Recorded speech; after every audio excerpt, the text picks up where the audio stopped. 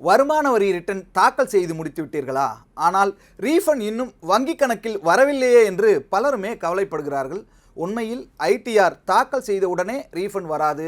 வருமான வரித்துறை உங்கள் ரிட்டனை பரிசீலித்து ஒப்புதல் அளித்த பிறகே ரீஃபண்ட் தொகை வங்கி கணக்கில் வரவு வைக்கப்படும். ஆனால் பல நேரங்களில் நம்முடைய சிறிய தவறுகளே ரீஃபண்ட் தாமதத்திற்கு காரணமாகி விடுகின்றன. அப்படியான 3 முக்கிய காரணங்கள் என்னென்ன, அவற்றை எப்படி சரி செய்வது என்பதை பார்க்கலாம். முதலாவது, வெரிஃபிகேஷன் செய்யாமல் விடுவது. ஐடிஆர் தாக்கல் செய்ததும் செய்ய வேண்டிய முதல் வேலை வெரிஃபிகேஷன். ரிட்டர்ன் தாக்கல் செய்த நாளிலிருந்து 30 நாட்களுக்குள் அதை வெரிஃபை செய்ய வேண்டும். அதை நீங்கள் Aadhaar, OTP, net banking, digital signature, ATM மூலம் சில நிமிடங்களிலேயே செய்து முடிக்கலாம். இந்த 30 நாட்களுக்குள் வெரிஃபிகேஷன் செய்யவில்லை என்றால் உங்கள் ஐடிஆர் இன்வேலிட் ரிட்டர்ன் ஆகிவிடும். அதாவது தாக்கல் செய்ததே செல்லாததாக கருதப்படும். அப்படியானால் ரீஃபண்ட் கிடைக்கவே கிடைக்காது. இரண்டாவது, பேங்க் அக்கவுண்ட் ப்ரீ வேலிடேஷன் செய்யாதது. ரீஃபண்ட் நேரடியாக உங்கள் வங்கி கணக்குக்குத்தான் வரும். அதனால் இன்கம் டேக்ஸ் ஃபைலிங் போர்ட்டலில் பேங்க் அக்கவுண்ட்டை ப்ரீ வேலிடேட் செய்து வைத்திருக்க வேண்டியது அவசியம்.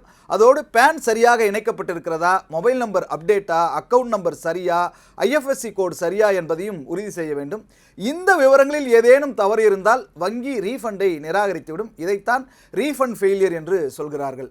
மூன்றாவது, ஃபார்ம் 26AS மற்றும் AIS விவரங்களில் இருக்கின்ற முரண்பாடு. ஐடிஆரில் நீங்கள் குறிப்பிடப்பட்டிருக்கிற வருமானம், டிடிஎஸ், வரி செலுத்திய விவரங்கள் அனைத்தும் ஃபார்ம் 26AS மற்றும் AIS எனப்படுகின்ற ஆனுவல் இன்ஃபர்மேஷன் ஸ்டேட்மெண்ட்டில் உள்ள தகவல்களுடன் பொருந்த வேண்டும். ஏதேனும் வேறுபாடு இருந்தால் வருமான வரித்தினுடைய ரிஸ்க் மேனேஜ்மெண்ட் சிஸ்டம் உங்கள் ரீஃபண்டை தற்காலிகமாக நிறுத்தி வைக்கலாம். அப்படிப்பட்ட தவறு இருப்பது தெரிந்தால் உடனடியாக ரிவைஸ்டு ரிட்டர்ன் தாக்கல் செய்வது நல்லது. ரீஃபண்ட் தாமதம் ஆகாமல் இருக்க என்ன செய்ய வேண்டும்? ரீஃபண்ட் விரைவாக கிடைக்க ஐடிஆர் தாக்கல் செய்தவுடன் வெரிஃபிகேஷன் செய்ய வேண்டும். பேங்க் அக்கவுண்ட்டை ப்ரீ வேலிடேட் செய்து பேன் இணைப்பை உறுதி செய்ய வேண்டும். ஃபார்ம் 26AS மற்றும் AIS விவரங்களுடன் உங்கள் ஐடிஆரை ஒப்பிட்டு சரிபார்க்க வேண்டும். இந்த 3 விஷயங்களையும் சரியாக செய்திருந்தால் ரீஃபண்ட் தாமதமாகும் வாய்ப்பு மிக மிக குறையும்.